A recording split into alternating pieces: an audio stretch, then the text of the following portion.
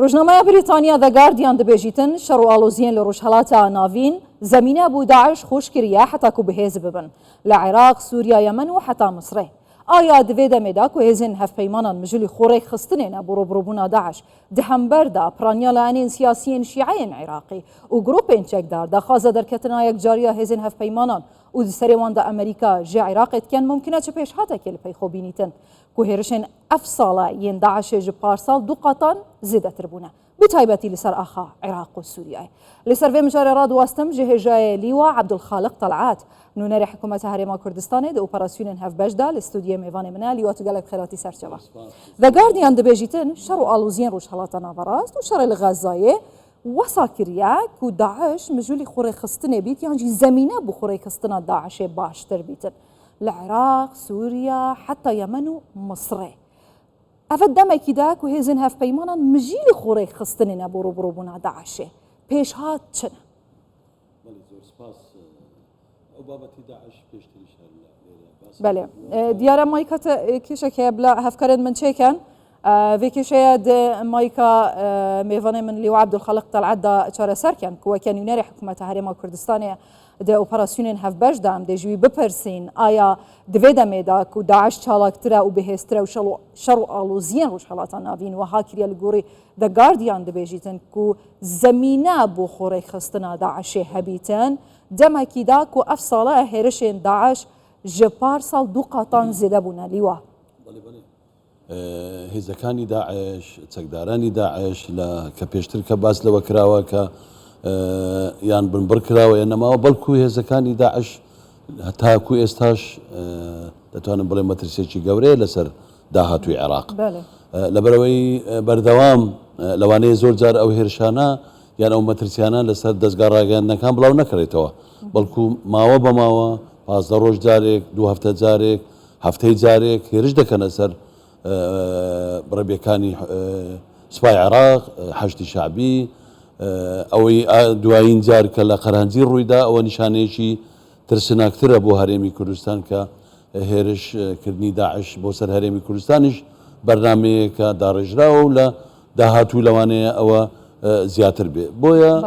مەترسیەکانی زیادبوونی هێرشی داعش لە سبارڕۆژێکی دیر یان نێزیک لە کام ناوچە زیاترە بەخۆی هێرشەکانی داعش یان مەترسەکانی داعشنە لەو مثلثەی کە هەیە لە عێراق کەوتۆتە تکریت ئەمبرێن سەلاح الدین کەرکووک دیالە و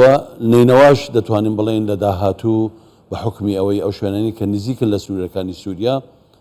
بەتاکید مەترسیەکانی بەرەو زیاتر دەڕواتن هەروەکو دەبینی دنیا ئێستا ئالۆزە بە ڕووداوەکانی فەڵەستین ڕووداوەکانی ئۆکرانیا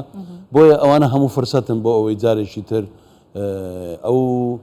بەشانەیان دەتوانین بە عەرەبیەکەی ئەو خەلایە نائیمانەی داعش جارێکی تر سەرهەڵ بدەنەوە مەترسیەکانیان زیاتر لەسەر عێراق و ئەو ناوچەیە دروست دناف قەیرانên سیاسی ئابووری و ئەمنیدا دەرفەت چێبیتن کو بۆ گرۆپên ڕادیکاڵên تونترا و سەرێخۆ هەڵبدەن و بەهێزتر بن بەتایبەتی لە عێراقی ئەگەر چنێک و داعش بەهێز بیت ئەوەی کە هەبوو پێشتر لە 2014 دەتوانم بڵێم ئەوە جاریشتر و باسانی دروست نابێتەوە بەڵام بترسیەکانی بەردەوامن هەر کاتێک هەر فرسەتێک وەگرێ هەر بۆشاییەک لەو بۆشایانەی کە هەموو جارێت بەترسی دادەنێن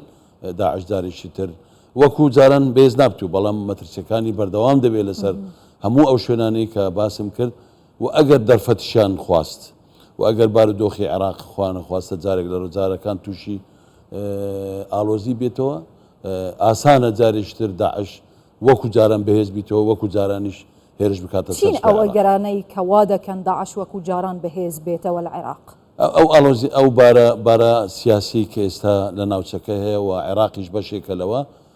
ئەوە یەک لە خاڵەکانە دوو باز لەوە دەکرێت کە ئامادەکاری دەکرێت بۆ ئەوەی کە عێراق هەوڵ بداتن سوپای هاوپەیمانان لە عێراق بستنە دەرەوە یعنی یەک لە خاڵە گرنگەکانە کە ئێستا ئەو لیژنەیە کاری لەسەر دەکاتوە لە بەغدا مانگانە کۆبنەوە دەکا بۆ ئەوەی بگاتە نەتیجەکی ئەوەی کە هێزی هاوپەیمانان لە عێراق بەچنە دەرێ کەواتە بە بوچوونی ئێوە نامانی هێزی هاوپەیمانان لە عێراقی کاتی سەرهەڵدانی داعش و داگیرکردنی خاکە لەلایەن داعشەوە نەک بە بچوونی وەکو ئێمە بە بچوونی ئەفسەرە باڵە بەرزەکانی عێراقیش کە باز لەوە دەکەن هەر کاتێک سوپای هاوپەیمانان لە عێراق بچێتە دەرەوە یەک لە شتە خەرتەرەکان گەڕانەوەی مەترسی داعشە بە شێوەیەکی نەک ئەوەی ئێستا گڕوپ جار بەجار هێرش دەکەنە سەر سوپای بەڵکو بە شێوەیەکی فراوانتر هێرش بکەنە ئەو ناوچانە. لیوە ئەمە لە کاتێکدا کە سەرۆکوەزیرانی عێراق بەخۆی گوتی ینی سوپای عێراق وەکو ساڵی 2014 نییە،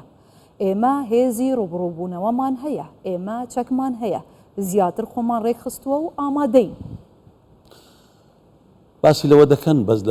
لەو ئەوەی کە لە لای ئێمەیە ئەوی لە کۆبنەوەکان ئێمە بەشدار دەبین سوپای عێراق تاکو ئێستا ئەو سوپایان نییە بتوانێت بەرەنگاری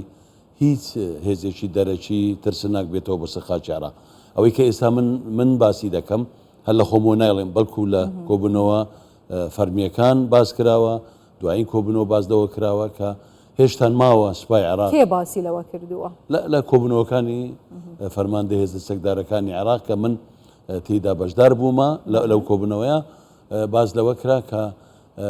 باس ینی پرسیارێک ئاراستەی فەرماندەی هێزە سەکدارەکانی عێراق کرا، گوتی بەبێ هاوپەیمانان ئایا عێراق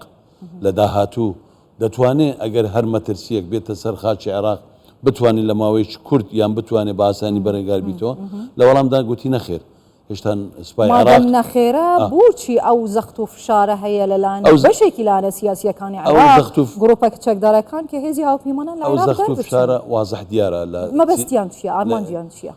لە چی تیجاهکەوە ئەو زەختە دێتن، بەڵام تاکو ئێستا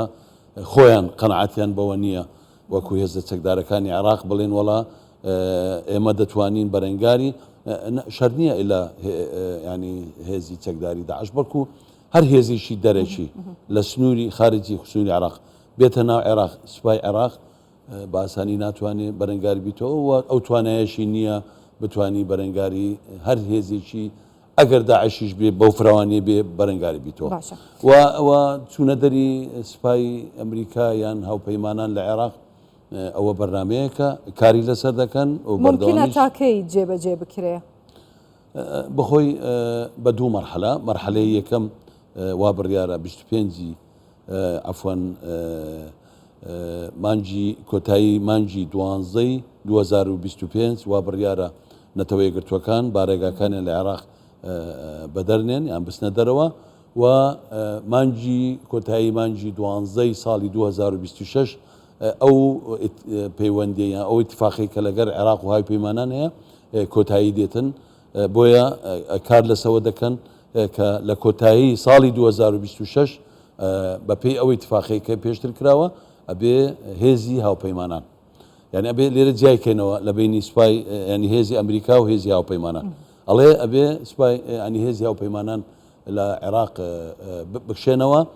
ئیتفاقێکی یان پەیوەندیەکی نوێتر لەگەڵ ئەمریکا بکرێت بە شێوازێکی تر نەک بە شێوازی کە ئێستا هەیە کە دەسەڵاتی لە ئاسمان و لە زۆربەی شوێنەکانی تر عێراق هەیە بۆیە ئەو دوو ساڵە 25 و 26 دەتوانم بڵم دوو ساڵی زۆر خەتەرناکن لە مێژووی عێراقدا بە تایبەتی لەو بابەتانی کە باسی ئەو هێرشانە دەکەین و هێزی داعشیش بەتاکید ئەو شتانە ئەو زانیارانە هەیە بۆیە وا تەسەوەڕ دەکرێت لە دوو ساڵی داهاتوو هێرشەکانیان زیاتر بکرێ و ینی مەترسی لەوەیە بارودۆخی ئەمنی عێراقیش بەرەو شێوازیتر بڕوات. ئەو شێوازە باس کراوە کە دوای دوو ساڵی تر ئەو ڕێکەوتنەی بینی بەغدا و واشنگتۆن چۆنی دەبێ لە ڕۆی سەربازیانجی هاوکاریەکانی هاوپەیمانان و ئەمریکا لە بۆ عێراق لەو ئەوەی من پێویستە لێرە باسی کەم بەشێک لەو ئیتفاقە کوردیش نوێنەری تێدایە و بە هاوبەشی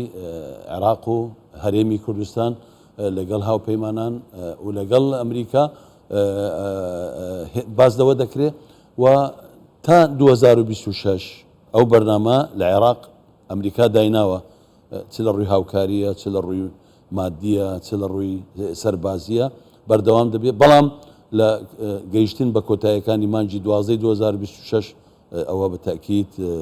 کۆتایی پێدێ ئەبێ جارێکی تر ئیتفاقیش تر بە شێوازێکی تر کە کوردیش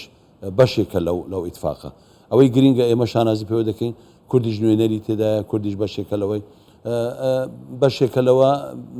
تا 2026 بارودۆخی عێراق ئەگەر بەرەو خراپتر بڕوا بە تاکید شتێکی خراپ دەبی بۆ هەموو عێراق. کە سەرۆکوەزیران مەسرور بارزانی لە واشنگتن بوو بە ئەمریکای گوت کە شێوازی هەڕەشەکان لەسەر هەرێمی کوردستان لەم کاتەدا جیاوازترن لە ساڵی 2014 دەبێت شێوازی هاوکاریکردنی هاوپەیمانان و ئەمریکا لە بوو کورد لە بۆ هەرێمی کوردستان جیاوازتر بێ. ئایا لەو ڕوانگەوە ئەگە بچینە ناوێ دەکرێ هاوکاریەکان لە ئێستاوە هەتا کاتی دەرچوون یانیش دواتر هەرێمی کوردستان ئیستیسنائێکی هەبێ لە بوو کورد لە ناو عێراقا؟ ئەوەی کە جەنابی سەرۆکی حکوومەت بەڕێز ڕێزدار کاک مەسرور باسی کردووە لەوانەیە چەندین جار نەکە لە واشنگتن بەکو لە عێراق و لە کۆبوونەوەکانش تاکید لەوە کراوەتەوە هەڕەشەکان لەسەر هەرێمی کوردستان ترسناکترن لەو ئەو جیهاتانەی کە هێرشی دەکەنە سەر هەرێمی کوردستان زۆر جار بە هەندێ بیانووی ئەوەی کە ئێرە ئیسرائیلی تێدا ئێرە نادەم کە ئەو بابەتانە هەمووی دوورە لە ڕاستی تەنها مەبەستێکی سیاسیە بۆیە ئەمریکاش درێک بەوە دەکا کە وا پێویست دەکاتن یارمەتیەکانی بۆ هەرێمی کوردستان چەکی بۆ هەرێمی کوردستان هەندە بابەتی گرنگکەیە کە لە ئێستا لە ئارادایە پێویست دەکاتن زیاتر هەرێمی کوردستان ئێستسنا بکرێت لەو ئیتفاقی کە هەیە کار لەسەر ئەمە کراوە بەڵام پلان هەیە بۆ نمونە سیستەمی بەرگێری ئاسمانی بە کوردستان بدرێ؟ ئەوزا من نەمیش باسیکەم ئەوە بابەتێکە کە مناقشەی لەسەر دەکرێت و پێویستیش دەکا هەم لە بەرژەوەندی هەرێمی کوردستان هەم لە بەرژەوەندی ئەمریکا و هەم لە بەرژەوەندی علیوە هاوکارانم دەڵێن کوتای بەکاتەکە هاتووە بەڵام من مەبەستمە پرسیاری کوتایم ئەوە بێت چ لە دەست بەکاربوونی لیوە هاوبەشەکان هات؟ ئەوەی پێشتر راپۆرتەکە بوو باسی کرد هەموو شتێک تەواو بووە هەتا موچەش وەرەگرێن مەشقیان تەواو بووە دیاریکردنی شوێنەکانی تەواو بووە بەڵام تاکو ئێستا لەلایەن سوپای عێراقیان لەولای وەزارەتی بەرگەری عێراق بە شێوەیەکی سست دەڕواتن و ئەو سستیە و ئەو هێرشانەی کە داعش دەکرێتە سەر حکوومەتی عێراق یان سوپای عێراق یان حەشدی شعبی عێراق ئەوە خۆی سوپای عێراق و حکوومەتی عێراق ئەبێتەوە بە ینی من سێ ساڵە ئێوە دەڵێن تەواو بووە نانا ئەو سێ ساڵە گوتمان ئیشەکان کرا هەمووی تەواو بوو بەس کۆبوونەوە لەسەر کۆبوونەوە بەردەوام لەگەڵیانین کۆبوونەوەک تەوا دەبێت تەجیل دەکەن بۆ 15 ڕۆژ 15 ڕۆژ تەوا بدی بۆ مانگەشتر ئەوە وا دەکاتن تەمان سستێک لە بابەتەکە دروست بێ و ئەو بۆشایە ئەمنیانەی کە هەیە تاکوی ئێستا ئەو بۆشایانە بەردەوامە و هەر لە داهاتوش هەر کێشەیەک بەسەر سوپای عێراقدا بێ یان بەسەر حەشدی شعبی عێراقدا بێ ئەوە وەزارەتی بەرگەری عێراق خۆی تەحملی مەسئولیەتەکە دەکات.